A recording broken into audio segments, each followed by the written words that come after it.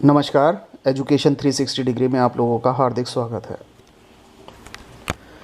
आइए अब हम चर्चा करते हैं सर्वोच्च न्यायालय के क्षेत्राधिकार के ऊपर। सर्वोच्च न्यायालय का क्षेत्राधिकार मूल रूप से अलग अलग पार्ट्स में हम लोगों ने डिवाइड किया है। तो ये जो मूल रूप से पार्ट्स में डिवाइड किया है, इसमें 7 पार्ट्स हम लोगों ने बनाए हुए हैं। सबसे पहला जो क्षेत्राधिकार है मौलिक क्षेत्राधिकार, दूसरा न्यायिक क्षेत्राधिकार, तीसरा अपीलीय क्षेत्राधिकार, चौथा सलाहकारी क्षेत्राधिकार, पांचवा अभिलेख न्यायालय का अधिकार और छठा जो सर्वोच्च न्यायालय का क्षेत्राधिकार है वो न्यायिक समीक्षा करने की शक्ति उसे प्राप्त है वो है। और अन्य जो शक्तियां हैं, इसके अलावा कुछ और शक्तियां ऐसी होती हैं जिनका वर्णन अन्य शक्तियों के अंतर्गत कर दिया गया है। आइए चर्चा करते हैं एक एक करके। सबसे पहले सर्वोच्च न्यायालय के मौलिक क्षेत्राधिकार पर चर्चा करते हैं कि सर्वोच्च न्यायालय का मौलिक क्षेत्राधिकार क्या होता है। देखिए, सर्वोच्च न्यायालय का मौलिक क्षेत्राधिकार ऐसा क्षेत्राधिकार है जिसके अंदर इस प्रकार के केसों की, इस प्रकार के विवादों की सुनवाई होती है जब एक साइड में केंद्र सरकार हो और दूसरी साइड में एक या एक से अधिक राज्य हों। यदि केंद्र सरकार और राज्यों के बीच में किसी भी प्रकार का कोई विवाद होता है तो हम उसे मौलिक क्षेत्राधिकार के अंतर्गत रखते हैं। इसके अलावा और ऐसा कोई विवाद जहां एक तरफ केंद्र सरकार और कुछ राज्य हो सकते हैं, एक या एक से अधिक राज्य हो सकते हैं, दूसरी तरफ अलग तरह के कुछ और राज्य हो सकते हैं। तो जब केंद्र सरकार और राज्य मिलकर एक साइड इकट्ठे हैं और दूसरी तरफ एक या एक से अधिक राज्य है, तो ऐसी स्थिति में जो विवाद उत्पन्न होगा उसे हम मौलिक क्षेत्राधिकार के अंतर्गत रखते हैं और सर्वोच्च न्यायालय मौलिक क्षेत्राधिकार के अंतर्गत इस प्रकार के विवाद की सुनवाई करता है। इसके अलावा मौलिक क्षेत्राधिकार में जो अंतिम क्षेत्राधिकार है, अंतिम विवाद का तरीका है, वो क्या है? जब 2 या 2 से अधिक राज्यों के बीच में किसी भी प्रकार का कोई विवाद हो जाता है तो ऐसी स्थिति में सर्वोच्च न्यायालय मौलिक क्षेत्राधिकार के अंतर्गत उस पर निर्णय सुनाता है, उस पर सुनवाई करता है। देखिए, यहाँ इंपॉर्टेंट बात क्या है कि यदि मौलिक क्षेत्राधिकार के रूप में कोई विवाद आ रहा है तो विवाद ऐसा होना चाहिए जिसमें कोई लीगल राइट का इन्फ्रिंजमेंट हो रहा है, यानी राज्य सरकार का या केंद्र सरकार किसी लीगल राइट के इन्फ्रिंजमेंट पर बात कर रही है, राज्यों से उसकी लड़ाई हो रही है, या जो राज्य आपस में विवाद खड़ा कर चुके हैं उनके किसी लीगल राइट का वायलेशन हो रहा है, तभी सर्वोच्च न्यायालय मौलिक क्षेत्राधिकार का इस्तेमाल करते हुए उस पर सुनवाई करेगी। ऐसा नहीं हो सकता कि कोई राजनीतिक विवाद हो, राजनीतिक प्रकृति का विवाद हो, उस विवाद पर, राजनीतिक विवाद पर सर्वोच्च न्यायालय के अंतर्गत चले जाएंगे राज्य या केंद्र सरकार, तो यह संभव नहीं है। तो कहने का बिल्कुल तात्पर्य एकदम क्लियर है कि विवाद ऐसा होना चाहिए जिसमें कोई कानूनी अधिकार का मसला है और वो मसले को लेकर विवाद चल रहा है। पॉलिटिकल इश्यू को लेकर सुप्रीम कोर्ट मौलिक क्षेत्राधिकार के अंतर्गत नहीं जा सकते हैं। साथ ही साथ यहाँ इंपॉर्टेंट बात मौलिक क्षेत्राधिकार के अंतर्गत क्या है कि यदि इस प्रकार का कोई विवाद उत्पन्न हो रहा है केंद्र सरकार या राज्यों के बीच, या राज्यों के बीच में ही किसी प्रकार का कोई विवाद उत्पन्न हो रहा है, तो ऐसी स्थिति में किसी नागरिक के द्वारा केंद्र या राज्य सरकार जो है उनके विरुद्ध कोई मामला सुप्रीम कोर्ट में लेकर आया जाता है तो उसे स्वीकार मौलिक क्षेत्राधिकार के अंतर्गत नहीं किया जाता। ये बड़ी ही इंपॉर्टेंट बात है। ये इस प्रावधान भारतीय संविधान के अंदर इसलिए रखा गया है क्योंकि जो भी व्यक्ति इस प्रकार का कोई विवाद, कोई नागरिक इस प्रकार का विवाद सर्वोच्च न्यायालय के पास लेकर जाता है अपनी तरफ से कि केंद्र सरकार और राज्य सरकारों के बीच में विवाद है तो आप इस पर सुनवाई कीजिए, तो ऐसा पॉसिबल नहीं है। ऐसा इसलिए रखा गया है क्योंकि कहीं ना कहीं सर्वोच्च न्यायालय को ये पावर दी गई है कि नागरिकों को इससे बाहर रखा जाए, क्योंकि नागरिक इन्फ्लुएंस हो सकते हैं। तो कहने का मतलब यह है कि कहने का तात्पर्य यह है कि सर्वोच्च न्यायालय के मौलिक क्षेत्राधिकार के अंतर्गत सर्वोच्च न्यायालय सिर्फ और सिर्फ ऐसे ही विवादों की सुनवाई करेगा जो केंद्र और राज्य सरकार की तरफ से जाएंगे। यदि नागरिक की तरफ से कोई भी विवाद लेकर कोर्ट में पहुंचता है तो उस केस पर सुनवाई नहीं होगी। अब यहाँ मौलिक क्षेत्राधिकार के अंतर्गत कुछ इंपॉर्टेंट बातें ये भी हैं कि केंद्र और राज्य सरकारों के बीच में यदि किसी प्रकार का कोई विवाद हो जाता है या राज्य सरकारों के बीच में ही किसी प्रकार का कोई विवाद हो जाता है तो ऐसा नहीं है कि वो मौलिक क्षेत्राधिकार के अंतर्गत आएगा। तो कुछ ऐसी बातें हैं जिसे मौलिक क्षेत्राधिकार से बाहर रखा गया है। मैं आप लोगों को एक एक करके बता देता हूं कि कौन कौन सी ऐसी बातें हैं जिन्हें सर्वोच्च न्यायालय के मौलिक क्षेत्राधिकार से बाहर रखा गया है। हालांकि ये विवाद राज्यों के बीच में और केंद्र सरकार के बीच में हो सकते हैं, लेकिन इसके बावजूद इन्हें मौलिक क्षेत्राधिकार से बाहर रखा गया है। तो इसमें कौन कौन सी चीज़ें शामिल हो सकती हैं? देखिए, ऐसा कोई भी विवाद हो सकता है जो किसी पूर्व संधि के द्वारा, या कोई पूर्व की संधि है, कोई समझौता है, या कोई एग्रीमेंट किया हुआ है, या इसी प्रकार की किसी समान संस्था के द्वारा लेकर कोई विवाद उत्पन्न हो गया है, तो वो मौलिक क्षेत्राधिकार के अंतर्गत नहीं आएगा। साथ ही साथ ऐसा कोई विवाद जो संधि समझौते से उत्पन्न हो गया है, अचानक से ऐसी कोई बात हो गई है जो किसी संधि या समझौते के द्वारा कोई विवाद उत्पन्न हो गया है, तो वो भी मौलिक क्षेत्राधिकार से बाहर रखा गया है।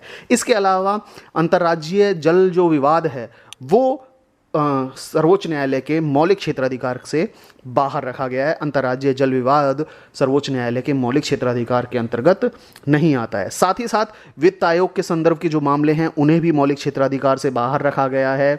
और केंद्र तथा राज्यों के बीच में जो कुछ खर्चे हैं या पेंशन का समझौता किया गया है, उसमें किसी प्रकार का कोई विवाद आता है तो वो भी मौलिक क्षेत्राधिकार से बाहर है।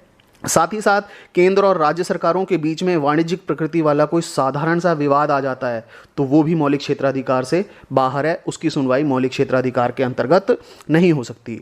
इसके अलावा केंद्र सरकार के खिलाफ राज्य किसी भी प्रकार की कोई नुकसान की भरपाई करवाने की कोशिश करता है सर्वोच्च न्यायालय के द्वारा, तो ऐसा मौलिक क्षेत्राधिकार में संभव नहीं है। तो ये वो सारी बातें थीं जो कि मौलिक क्षेत्राधिकार से बाहर रखी गई हैं। ये सारे वो विवाद थे जो मौलिक क्षेत्राधिकार से बाहर थे। इसके बाद देखिए, सर्वोच्च न्यायालय का जो क्षेत्राधिकार है वो न्यायिक प्रकृति का है। न्यायिक प्रकृति में सबसे इंपॉर्टेंट बात यह है कि सर्वोच्च न्यायालय मौलिक अधिकारों के एक रक्षक की गारंटर के रूप में स्थापित किया गया है।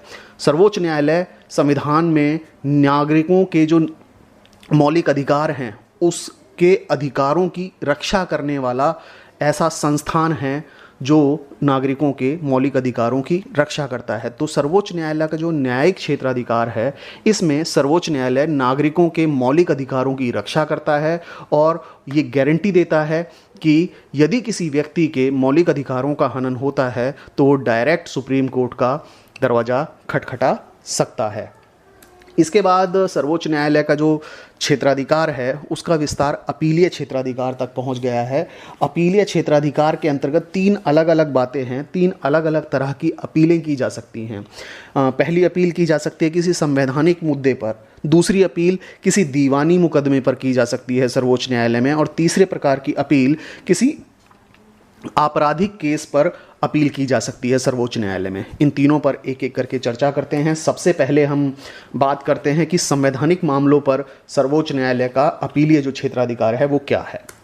देखें, संवैधानिक जो मामले हैं उसमें सर्वोच्च न्यायालय में उच्च न्यायालय के जो फैसले हैं उनके खिलाफ अपील की जा सकती है। कहने का अर्थ बिल्कुल क्लियर है कि यदि उच्च न्यायालय ने ऐसा कोई फैसला दिया है जो कि संविधान के खिलाफ है, तो ऐसे मसले पर, संवैधानिक ऐसे मामले पर सर्वोच्च न्यायालय के अंदर अपील की जा सकती है। यदि उच्च न्यायालय ऐसा कोई फैसला दे देता है जिसमें व्यक्ति को, किसी इंसान को ऐसा लगता है कि शायद संवैधानिक रूप से वो सही नहीं था, संविधान के किसी प्रावधान का उल्लंघन कर रहा है और किसी एरर के तहत उच्च न्यायालय ने, हाई कोर्ट ने ये फैसला दिया है, तो ऐसे एरर के खिलाफ अपील की जा सकती है सुप्रीम कोर्ट में, सर्वोच्च न्यायालय में।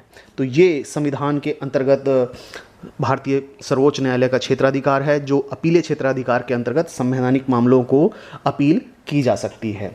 इसके बाद अपीलीय क्षेत्राधिकार में दीवानी मामले आते हैं कि दीवानी यानी सिविल केसेस। यदि सिविल केसेस के अंतर दीवानी मामलों के तहत सर्वोच्च न्यायालय में किसी भी मामले को लाया जा सकता है यदि उच्च न्यायालय यह कह दे कि मामला सामान्य महत्व के प्रश्न पर आधारित है और ऐसा प्रश्न जिसका निर्णय उच्चतम न्यायालय या सर्वोच्च न्यायालय के द्वारा किया जाना जरूरी है। यदि इस तरह की कोई बात हाई कोर्ट कह देता है तो सर्वोच्च न्यायालय में दीवानी मामले के तहत अपील की जा सकती है। साथ ही साथ यदि दीवानी मामले में किसी भी प्रकार का फैसला दिया गया है तो उसकी अपील पहुंच सकती है सुप्रीम कोर्ट। ये दीवानी मामलों का अपीलीय क्षेत्राधिकार था। इसके बाद तीसरा और अंतिम अपीलीय क्षेत्राधिकार आपराधिक मामलों का है। आपराधिक मामले सर्वोच्च न्यायालय में उच्च न्यायालय के आपराधिक मामलों के फैसलों के खिलाफ सुनवाई करता है। यानी उच्च न्यायालय ने आपराधिक किसी मामले में अपना जजमेंट सुना दिया है, अपना फैसला सुना दिया है, तो उसके खिलाफ सर्वोच्च न्यायालय में अपील की जा सकती है। लेकिन ऐसा कब है? यदि उच्च न्यायालय ने आरोपी व्यक्ति के खिलाफ दोष के आदेश को पलट दिया हो और उसे सजाए मौत दी हो, और किसी अधीनस्थ न्यायालय से मामला लेकर आरोपी व्यक्ति को दोष सिद्ध किया गया हो, तो उसे सजाए मौत दी गई हो। ऐसा जब हो जाता है और उच्च न्यायालय यह प्रमाणित कर दे कि संबंधित मामला सर्वोच्च न्यायालय में ले जाने के योग्य है, तो ऐसे आपराधिक मामले के अंतर्गत सर्वोच्च न्यायालय में अपील की जा सकती है। हालांकि देखिए, आपराधिक मामलों में जो अपील की जा सकती थी, अपीलीय जो क्षेत्राधिकार है सर्वोच्च न्यायालय का, सन 1970 में संसद ने क्या किया, सर्वोच्च न्यायालय के आपराधिक मामलों में अपील करने के क्षेत्राधिकार को थोड़ा सा विस्तारित किया, इसे थोड़ा सा बढ़ा दिया। और अब क्या पोजीशन है 1970 में, यदि हम माने तो 1970 में सर्वोच्च न्यायालय के आपराधिक अपीलीय क्षेत्राधिकार का विस्तार किया गया है। इसमें क्या प्रावधान किया है कि उच्च न्यायालय के किसी फैसले पर अपील हो सकती है यदि उच्च न्यायालय ने किसी अपील में आरोपी व्यक्ति को दोष मुक्त कर दिया हो, या उसे उम्र कैद दी हो, या उसे 10 वर्ष तक की सज़ा सुनाई हो, 10 वर्ष की सज़ा सुनाई हो। तो ऐसे मामले में स्वयं किसी मामले को अधीनस्थ न्यायालय से लिया हो और आरोपी व्यक्ति को 10 साल तक की सज़ा सुनाई हो, तो ऐसी पोजीशन में हाई कोर्ट से ऐसी पोजीशन में कोई फैसला सुनाया गया हो, तो उस स्थिति में सर्वोच्च न्यायालय में इस आपराधिक फैसले के खिलाफ, आपराधिक मामले में फैसले के खिलाफ सर्वोच्च न्यायालय में अपीलीय क्षेत्राधिकार का प्रयोग करते हुए अपील की जा सकती है। तो ये सर्वोच्च न्यायालय का अपीलीय क्षेत्राधिकार है। आप लोग याद रखिए, अपीलीय क्षेत्राधिकार को 3 प्रकार से अलग अलग तरीके में बांट दिया गया है।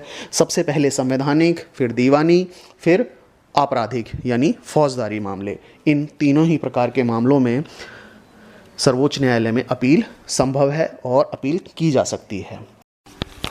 उम्मीद करता हूँ मेरे द्वारा वीडियो में दी गई जानकारी आप लोगों को पसंद आई होगी।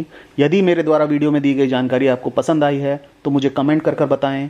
साथ ही साथ मुझे ये बताएं कि आप आगे किस टॉपिक पर वीडियो चाहते हैं। धन्यवाद।